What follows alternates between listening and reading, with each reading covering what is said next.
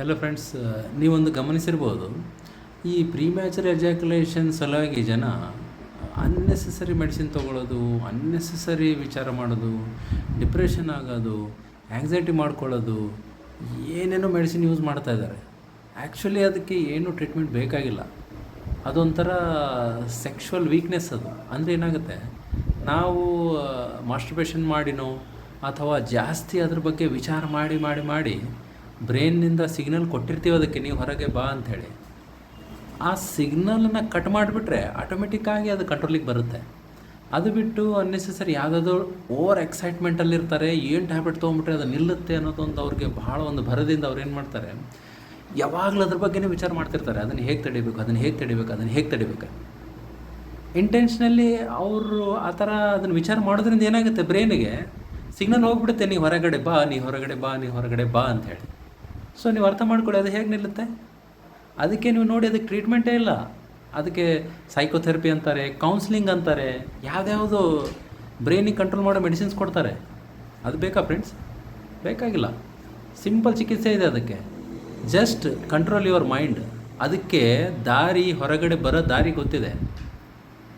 Stimulation ಆದ ತಕ್ಷಣ ಆಟೋಮೆಟಿಕ್ಕಾಗಿ ಅಲ್ಲಿ ನೈಟ್ರಿಕ್ ಆಕ್ಸೈಡ್ ರಿಲೀಸ್ ಆಗಿಬಿಟ್ಟು ಇರೆಕ್ಷನ್ ಶುರು ಆಗಿಬಿಡುತ್ತೆ. ಅದು ಏನು ಮಾಡಬೇಕು ಗೊತ್ತಿಲ್ಲ, ಅದು ಹೊರಗೆ ಬರೋದಲ್ಲಿರುತ್ತೆ. ನೀವು ಸ್ಟಿಮ್ಯುಲೇಷನ್ ಮಾಡಬೇಡಿ, ಇರೆಕ್ಷನ್ ಮಾಡ್ಕೋಬೇಡಿ, ಅದನ್ನು ಹೋಲ್ಡ್ ಮಾಡಿ.